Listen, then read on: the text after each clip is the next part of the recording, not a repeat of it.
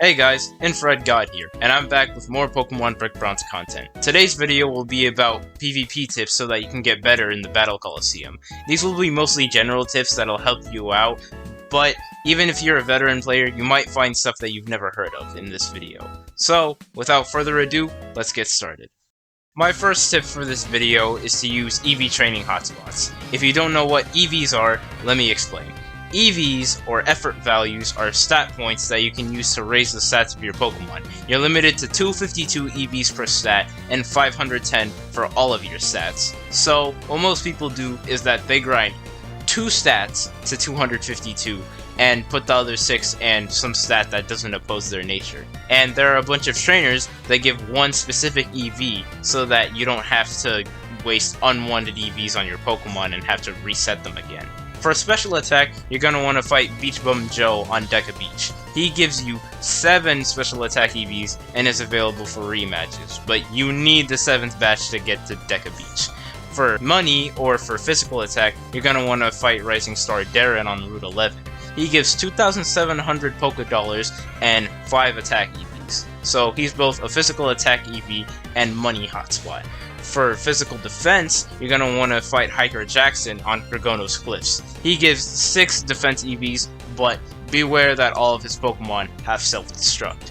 For HP, you're going to want to fight Mountaineer Tanya on Route 15. She gives 4 HP EVs, but she also gives 1 unwanted attack EV, so you might want to turn EXP share off and fight Piloswine with something else so that you don't get any wasted EVs that you didn't ask for. If you're looking for an alternative, you can use Route 14 instead and fight Makuhita, Loudred, and Clefairy, but you're limited to those 3. For special defense, there's no trainer, so you're gonna have to go to the Flower Garden on Route 10 and fight everything that isn't a Petlil, since Petlil gives special attack EVs. For speed, you're gonna want to fight Camper Pal on Route 9, and he gives 5 speed EVs. To rebattle trainers, you just simply type :rejoin in chat, and then you can rebattle trainers, but make sure you save. Now, on to the next tip.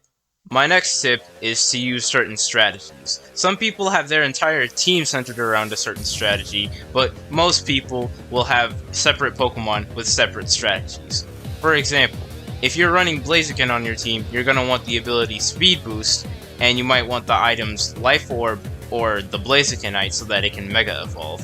You'll also want a moveset that looks similar to this: Swords Dance, Flare Blitz, Sky Uppercut, and Thunder Punch. Or you could use Low Kick if you don't like Sky Uppercut to Mischance. This is so that you make the most of Blaziken's stab, and you give him some coverage, so if you run into a water type, you can take care of that. Or a flying type. But anyways, this is what most sets will look like when you're running offensive Pokemon. You might also have your Pokemon centered around one gimmick, like how I made a Sandstorm team and an entire video for that.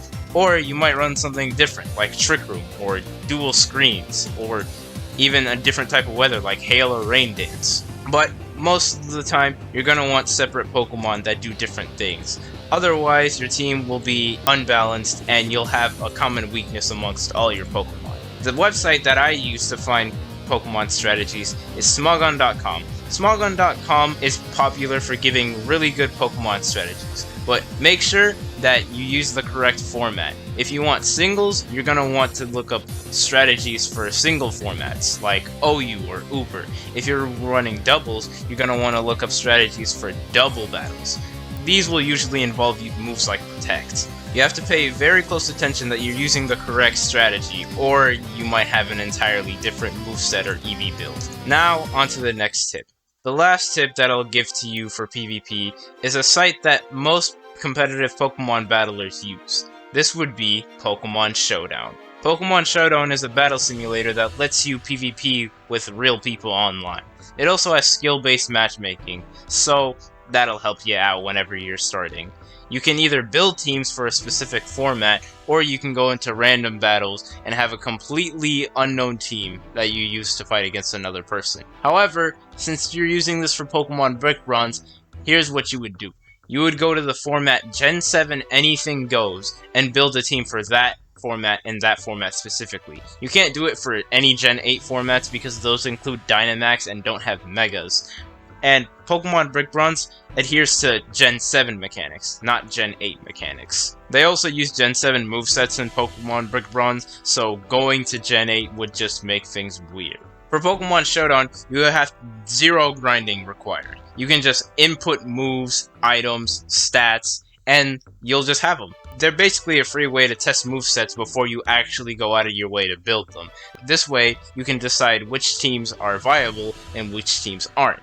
This will prevent you from making any mistakes, and you can use your win ratio to decide if you want to use a team or not. If you want to use a team of your favorite Pokemon, then you can find ways to test if they're viable. There are plenty of ways to make Pokemon viable, and there are plenty of teams you can build with Pokemon Showdown. And they all require 0 grinding. And that's the end of the video. Thank you so much for watching. Make sure to leave a like, subscribe, and I'll see you next time. Peace.